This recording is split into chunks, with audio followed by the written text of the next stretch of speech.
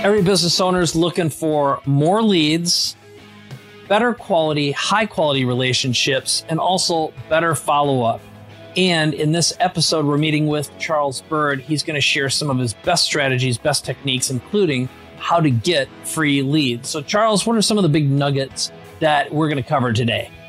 Some of those nuggets are how to connect not only with your ideal clients, but ideal partners who literally have busloads of ideal clients they'll drop off in front of your business week in and week out. And we'll show not only how to wow them, but how to follow up systematically to close more deals, the fortunes in the follow-up, and you'll know the specific outcomes from every call to guide them to a bigger win for both of you. All right. Well, all that and more is in this episode. So visit capabilityamplifier.com or click the link to watch or listen to this episode, and we'll see you on the inside. Hey, it's Mike. I have a very, very special guest today. It's my friend, Charles Byrd. And what I love about him is not only is he a great super connector, he is all about relationships and creating really, really profitable JV relationships. We're going to be talking today about lead gen, building relationships, but also about following up because he is a master at hacking processes. That's another reason why we connected and met. So we're going to just dive right in. Charles, an absolute pleasure to be here with you today. Mike, it's a pleasure to be here. Thanks for having me. All right. For people who need to know a little bit more than what I've shared already, is there anything else that you want to add with regards to your bio, your capabilities and skills that we're going to be talking about today? Well, the crash course version, I worked in the Silicon Valley for 15 years. I wanted a taste of that entrepreneurial freedom. I was a director at $1 billion software company, and I got a little comfy there, but finally made a move and created a low-ticket productivity course. Got very good at marketing that through joint ventures. Eventually, people wanted to know how I booked 2 to 6 joint venture promotions per week. Started putting on events, workshops, consulting, and it's just based on providing value first, connecting, and making bigger things together. Yep, it's and that's exactly the way I know you. And for the record, Charles has already connected me with some connections that have become clients as well. And he also sat down and did some amazing optimization with me and my team, solving some big challenges that I've had internally. We're going to go deeper than that, though, today about some of the bigger value. And what I wanted to begin with is really talk a little bit about lead generation. You call it the oxygen of every business is revenue. So why don't you talk a little bit about some of the lead gen strategies that you've been using as a super connector? Sure. So primary strategies are knowing, of course, who your ideal client is, the audience that you're the best fit for, and then analyzing who has that audience. And from your network, working from warm, getting intros and connections to not only ideal clients, but to partners who have vast audiences developed full of your ideal clients. So you're working one-to-many. And so it's all about connecting, building long-term, deep relationships, providing value first systematically, and then turning every one of those opportunities into 2 or 3 more as part of the system as well. Well, and for this, I want to talk a little bit about tools, because one thing that you're exceptional at is using tools, but I also want to talk a little bit about the data research, because it's easy to say what you just said, but when you get right down to it, when you go out and you find someone who has access to a right fit audience, you not only have to be a really good researcher, you need to be good at crunching data. So what are some of the techniques, strategies, or tactics that you use to go deep? And if you want, we could actually play Let's Pretend. I'd like to hear your response first, then I'll give you a problem to solve. Yeah. So on the research side, it's simply, after you know who your ideal audience is, look for the leaders in those spaces, the tools these folks are using, the platforms they're on, where people are spending time online and offline, and then showing up to those communities, listening to people. The fastest path to learn what people need is ask and then listen. And we each have a tool set of superpowers. In your case, it's messaging and strategy and connections. We each have our own toolkit. In my case, it's connections, systems. And by learning, like in your case, learning about who your ideal client is, that puts me in a position to connect you directly to them. Or the system side, we were talking through different ways to optimize how you and your team manage connections, information, lead generation. So again, by listening, that creates the opportunity to serve. And when you're continually providing value first with the people you're interacting with, that value comes back many times over. It's how I've started 5.5 years ago with 0 connections in the online space, and am now grateful and fortunate to work with some of the very top people in the space regularly. And it's that systematic connecting, listening, providing value, and lining up bigger deals. Mm-hmm. Okay, so I'm going to give you a challenge, and I'm going to do this selfishly because why the hell not? So, for example, I've noticed if we look at Strategic Coach, for example, the business owners that belong to Coach they've got multi-million-dollar businesses, all the way up to billions. But in general, kind of the sweet spot is around like 3 to 15 million. There's a lot of business owners in that category. And increasingly, they're either people who've written books or want to write books. They're have podcasts or want to have podcasts or are on podcasts. And a lot of these business owners have realized, the value of having a strong personal brand increases and multiplies their brand, their value. So, one of the ways in the past that I've done some research is, I might set up some searches where I'll have someone do some data analysis on Twitter and find someone who lists podcaster, speaker, author in their bio. Might do the same thing on LinkedIn or some of the social platforms, and then use a tool to do some more deep research on the individual and get their contact information to reach out. And so I know, for example, if I wanted to find someone with that criteria, I'd have to slap together a lot of tools, maybe work with someone who does data scraping and analysis. But how would you go about approaching that from a systematic way? Again, I just kind of want to feature your brain here. That's part of my objective and my goal.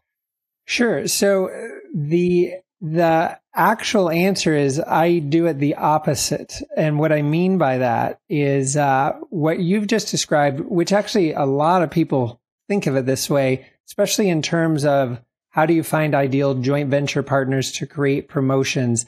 The mental thought out of the gate is I need to research people I don't know. I need to connect with them out of the blue on social, which I'll point out, you can absolutely successfully do. I've done it many times, but I'm a lot bigger fan and advocate of working from warm.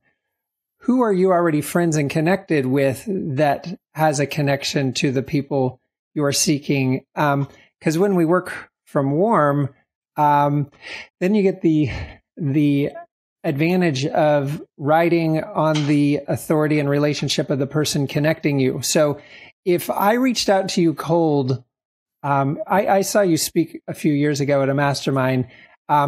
If I had just walked up or emailed you, I'd be pretty low on your awareness radar because you wouldn't know me at all. But coming in through a warm intro, which is exactly how we met, I came in high on your radar. You're like, cool. If John Asroff wants me to meet you, I want to meet you too. So that is the strategy. It is, and of course, I'm not presuming everyone has a bunch of high level friends, but you do that the whole way. You're kind of ping-ponging the level of people you have access to and building relationships the whole time. I've certainly reached out to people cold just because I liked an article they read or wrote, and I just pinged them and nurtured that. And I booked several JVs with them, but it took 7 months instead of a week. Right. So as far as research, though, I also receive a lot of intros, and basically take a look at their site, take a look at LinkedIn, just to get a feel for the market they're in, try to get a feel for where they're at. Sometimes I'll look up common Facebook friends or LinkedIn connections. And actually, at this point, my VA does that for me before any meeting. So when I show up to a meeting and there's a calendar invite, inside it is a link to an Evernote note. If you click that link, it doesn't go anywhere. When I click it, I get a whole summary of who you are, a little bio on you, and who introduced us or where we met. And so you and I are in back-to-back calls. There's not a lot of time frequently between them. So just having something super digestible that you can jump into the conversation with some momentum, perspective. Where in the country are they? Do you guys have common friends? Do you go to similar events? You're using similar tools. Those all create different opportunities to connect. Great. All right. Next one that I have for you is about building relationships. So we met through, you already mentioned, through John Assaraf. And I just said, who do you know who's a super connector? And I can't even remember how else he described you, but we had a great conversation, lot in common. You already said you're a great listener. Well, you didn't say that specifically, but I'll say you're a great listener. But more importantly, you make a lot of connections very quickly and also provide value. And it's like, hey, let me connect you with. And you were really sincere about giving first.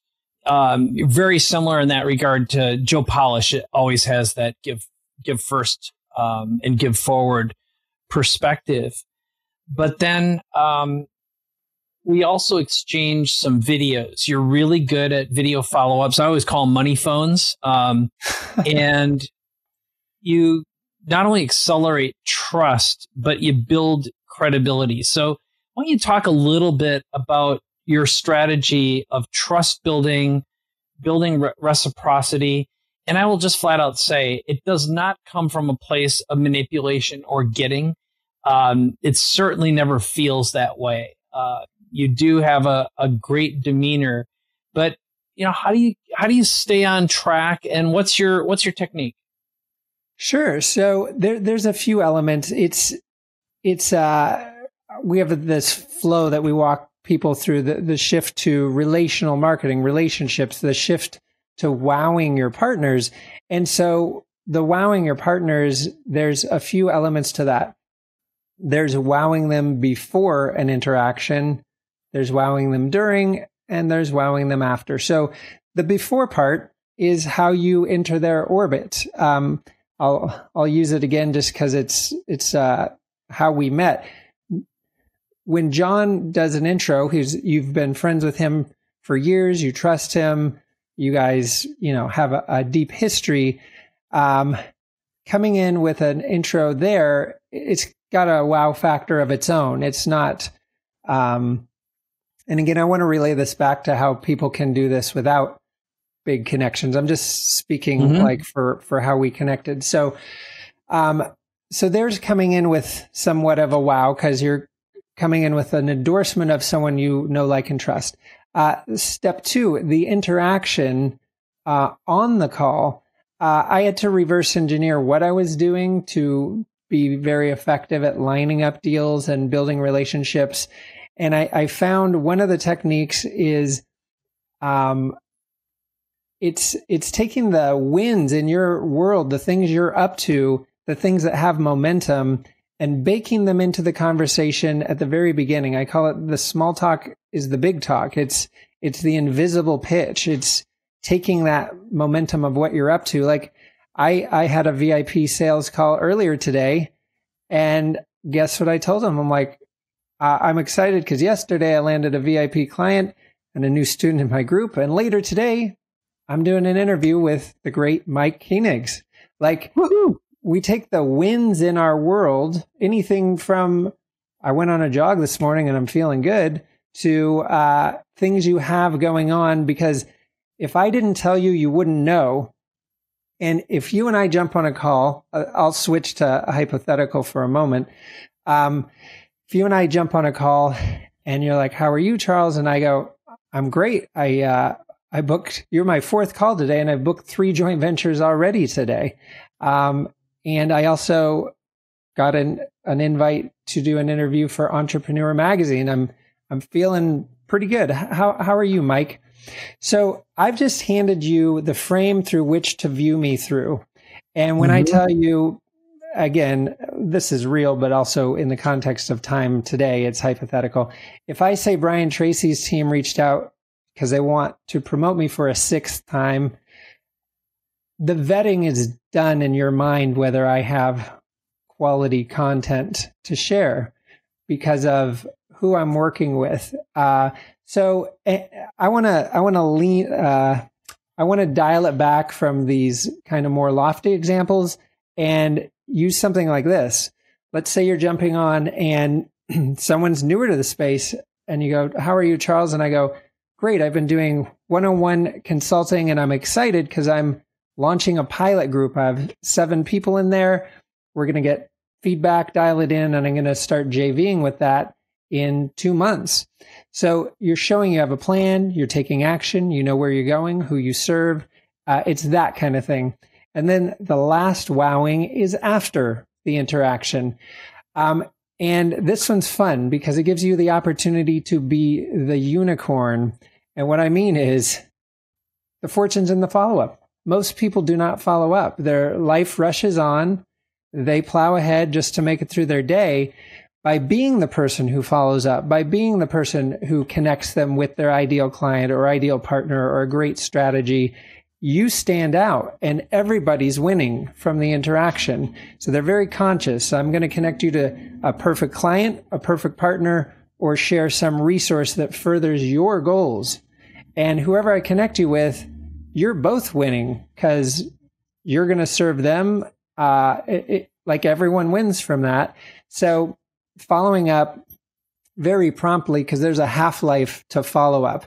If I follow up with you in a month after we talk, it is way less meaningful than if I follow up the next day or the day after.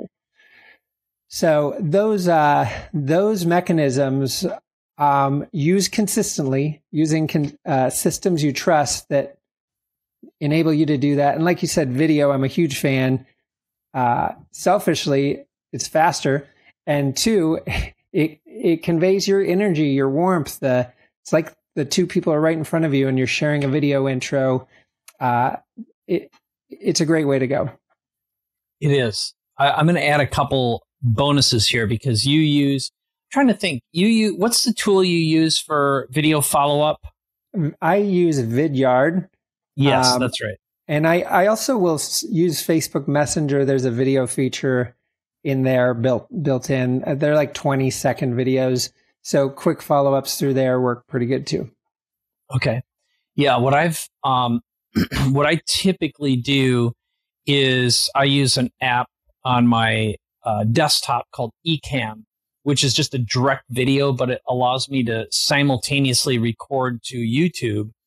And if I know the person's an iPhone user, for example, I send them the actual video. If they're an Android, because I'm simulcasting it to YouTube, I can send them the YouTube link from my iPhone. And I'm just like you. I want to just reiterate what you just said about the speed and the half-life. Like today, I had an enrollment conversation that I believe will be $75,000 plus it'll be an annual thing. So, I mean, it's a substantial, a multi-six-figure deal. First conversation, first call, and during the networking relationship building, I'll ask the person, do you have another decision maker who needs to see this, and we'll make the video on the spot. So I feature that person and me. And if we're in Zoom, we record in Zoom, or Zoom has a nice feature where you can record to YouTube, an unlisted YouTube video. So again, just adding on to what you're providing, that's you were exceptional in terms of your follow-up, and also you're precise. You didn't say too much. It wasn't too little.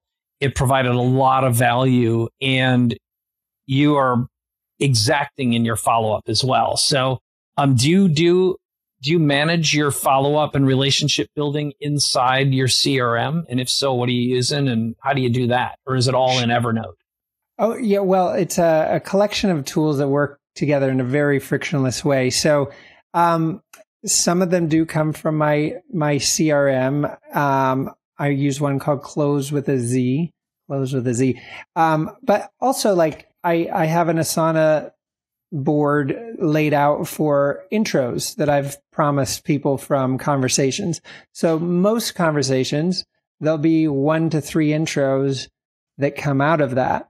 And so it is easy to get a backlog of intros when you're meeting with people. So I've come up with a few ways to build that into my day. I probably sent one of the intros to you while I was on my morning run. Was that true? I forget. Mm-hmm. But yeah, I do a morning run, and there's some scenic spots on the way, and I'll shoot 1 to 3 intros every morning while I'm doing that. And it's a specific format. It's who's the first person, who's the second person, the core thing they're each known for, why you're connecting them, so you're providing the context. And after you get the rhythm of it, the intros are between 1 minute and 15 seconds to 1 minute and 25 seconds. So they don't even take long to put together. And then if I know you're both iPhone users, I'll just shoot it straight on the phone and text you both. And then otherwise, Vidyard actually does have a mobile app where you can shoot, it uploads, and then it's just generating a link directly. One thing I like about Vidyard is it will create an animated GIF as well. So when you're doing an email intro or even a follow-up, I do this with clients too. So I'll interact this way. It just keeps it interesting. And those are ways I go about it. So we want to take the thinking out of what we're doing. Notice I know exactly where on the run I'm going to do the intros. I know where to look to see who's next. And so we want to remove the thinking out of what we're doing, because when we don't know the next step on something, that's when we default to something we do know how to do, and we're not progressing or following up. All right, let's break into the most important thing of all, which is following up. And we're kind of blending this here, but the first question I have for you is, how do you stay top of mind with your most important professional relationships? Because at some point, there's only so many hours in the day. You've got to sift and sort any efficiency strategies / staying number one, top of mind, and remaining valuable. Perfect. Great question. So I will give you 2 answers. I'll tell you the one I rely on the most, though. So a few years ago, I was at an event, and I connected with a friend, and we talked for like 2.5 hours in the lobby. And he was like, look, if I ever come to mind, just ping me.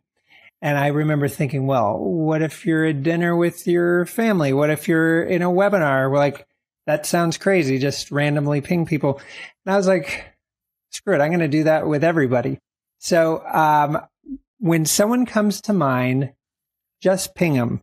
And I want to give some context to that. Usually they're coming to mind because something reminded you of them. Maybe you just had a meeting with someone they're friends with. Maybe, you booked a ticket to an event they spoke at. Like, they're coming to mind for a reason. It could be, some hobby of theirs. Maybe you're into gear and photography. I might have found the best new solution for something that I know you're going to love hearing about. So, and ping 'em means shoot them a text, ping them in Messenger, shoot them an email. And this was something I learned and just started doing. It wasn't some native behavior. And now I'll find I'm waking up, I'm brushing my teeth, and I've texted 3 people.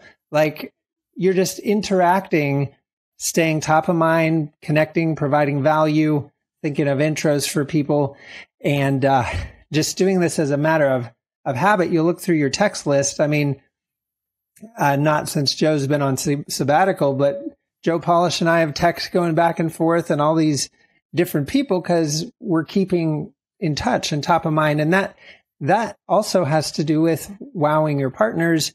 I was interviewing Jordan Harbinger, and he was quoting a Harvey Mackay book, Dig the Well Before You're Thirsty, Give Without Expectation, and Don't Keep Score.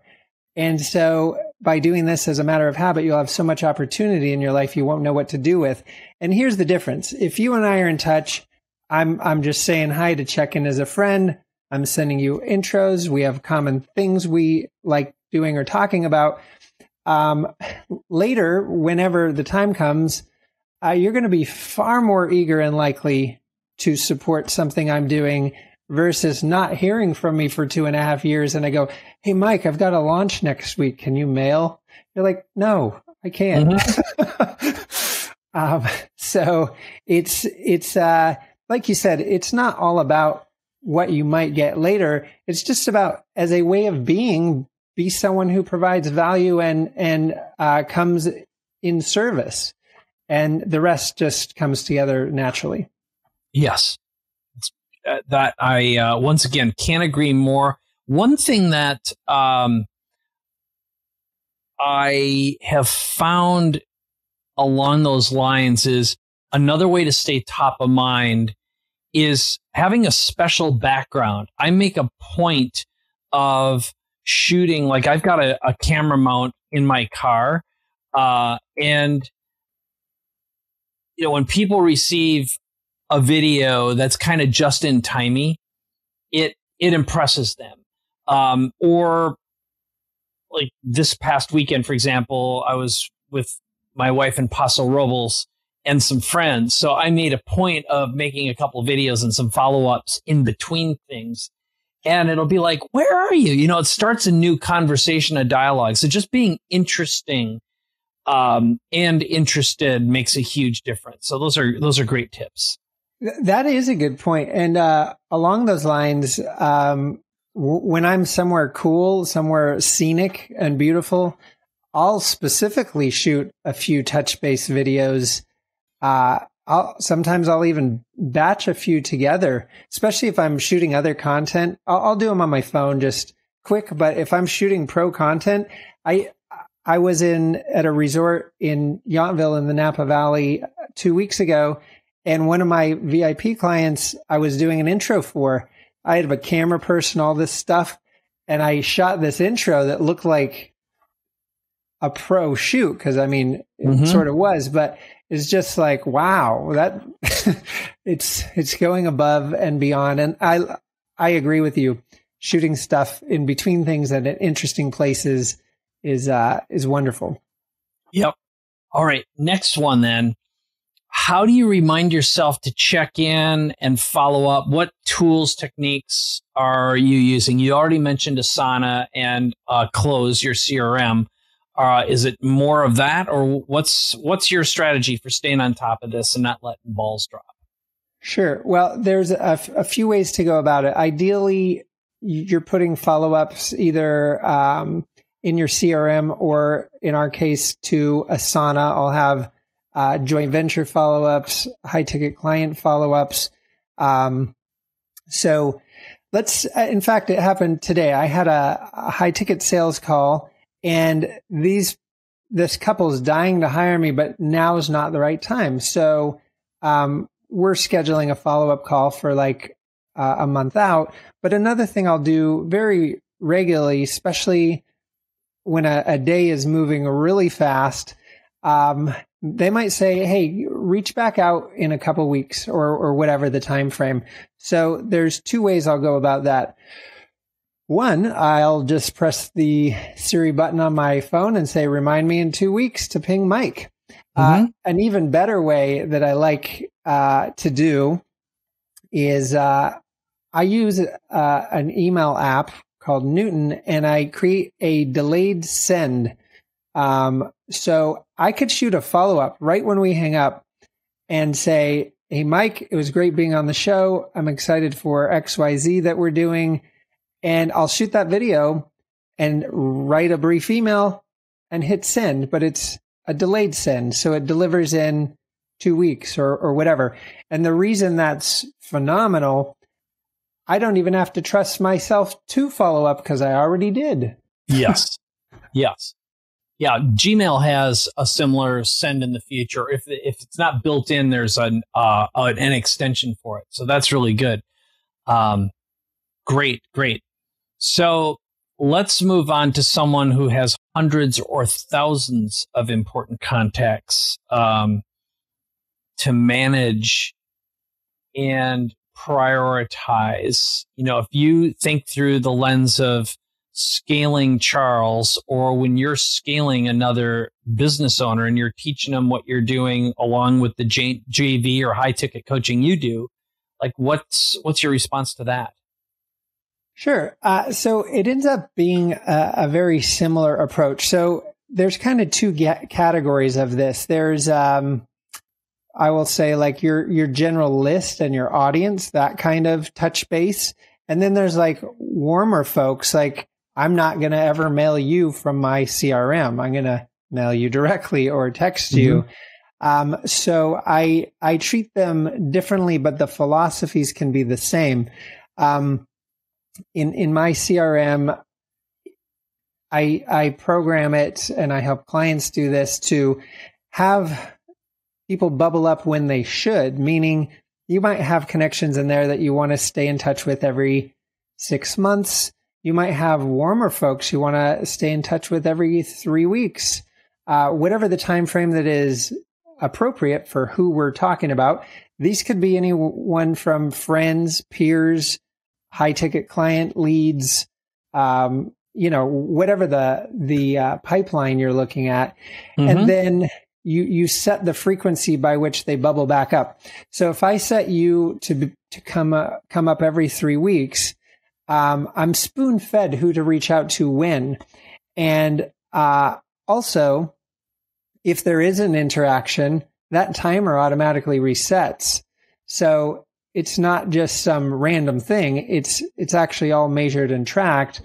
And then if you have some crazy high volume too, you can have your team support you in that, doing direct outreach with quick little emails.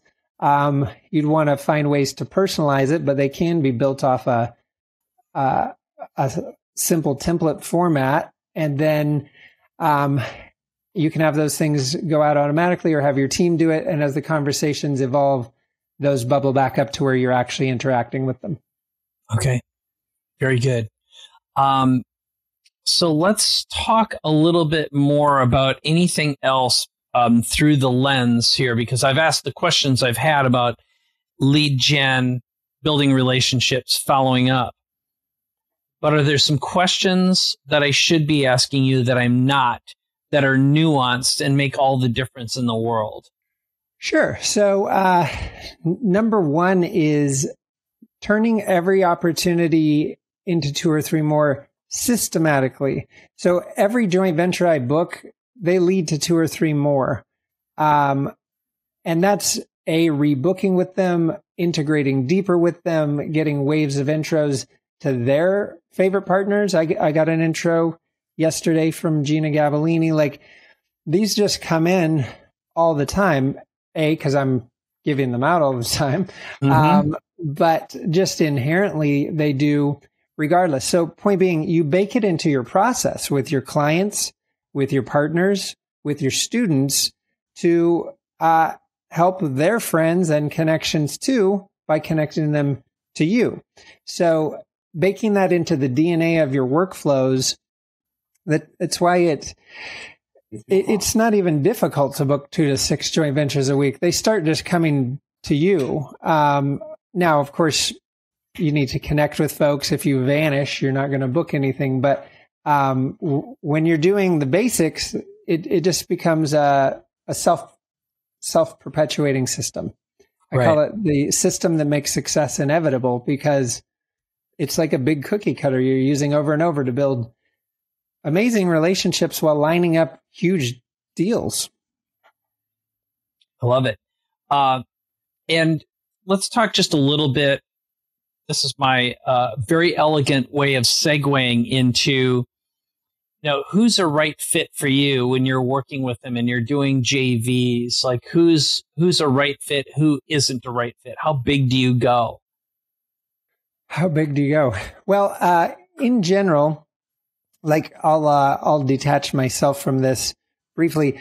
In general, you're working with partners who are your size, or let's say up to 2 or 3 times as big. It's like if I were to text Jeff Walker right now, he's not going to promote me, quite likely. Although they are in talks about some trainings for their folks. But anyway, like you can't leapfrog. I can't call Tony Robbins and have him do that. So it doesn't mean you can't build a relationship and provide value where you can, but you're kind of working within your, I guess, weight class is how I'd put it.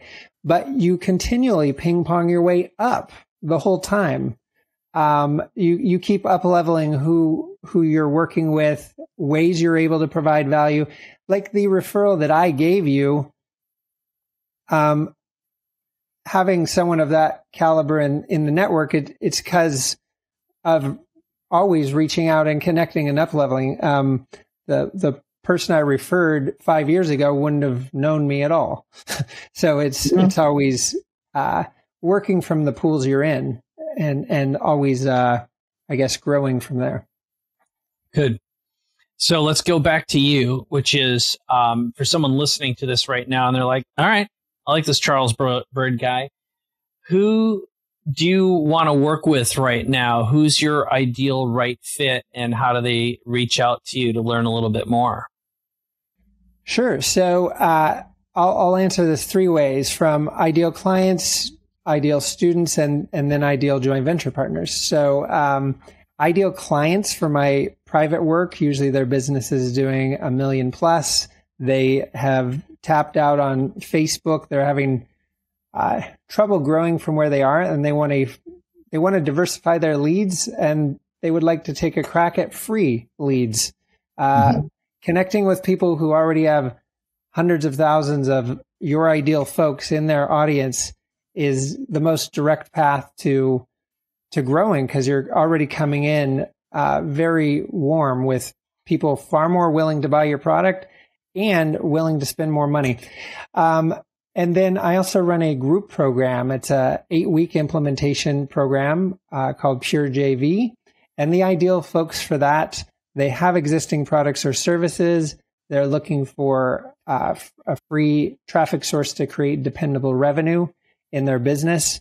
And those folks range anywhere from 6 figures all the way to sometimes a few million, but the sweet spot is typically between 6 and 7 figures for the group. And then ideal joint venture partners, these are folks with audiences above 10,000, unless they have really tight-knit communities. And it's coaches, consultants, or course builders. We're able to get people results in all kinds of niches, but I focus on coaches, course builders, and consultants. Great. So where do they go? How do they? Do you have an email address, a website? Where should we send them to? Sure. Yeah, they can go to purejv.com, purejv.com, and my email is charles@purejv.com. That's easy. All right. Well, here's what I'm going to do, and I'm just going to throw in my endorsement because it was just one conversation with Charles. He immediately added value, and then we started chatting. He met with my team, and we've been optimizing our triage, and also how we're systematically tracking and managing people. My team needed some support and some help, and he provided some insights, which also just meant we ended up going deeper together. And I've been sending some referrals your way and vice versa. I know one of them's already enrolled, and just listening to you today, I have some more ideas. So that's the nice thing about doing a podcast is it gets my brain spinning. And it's another reason why doing podcasts with people is a great mechanism for building JVs and lead gen as well. And I also wanted to share. So that's the key thing is Charles is a great guy. He's got big ideas, and he really thinks about relationships in a way, in a powerful way. I appreciate that about you tremendously. Well, thank you. You're welcome. You're welcome.